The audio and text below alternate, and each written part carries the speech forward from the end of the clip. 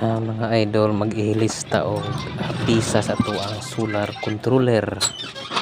Kini nga solar controller 12 volts ra nga tuang gipagawas ani. Do sira ka voltahe. So kini siya ato kini ilisan og PCB, printing circuit board.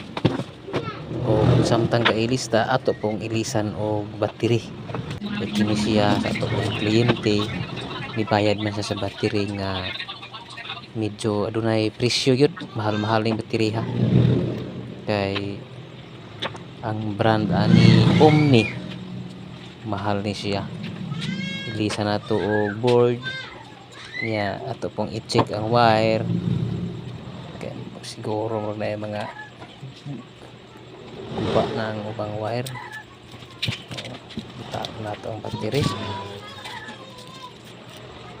mga wire ito siguro nga di makabaylo, di ma-short. Okay, delikado kung ma-short, makakos ka na og sunog, maguba ang battery. Okay.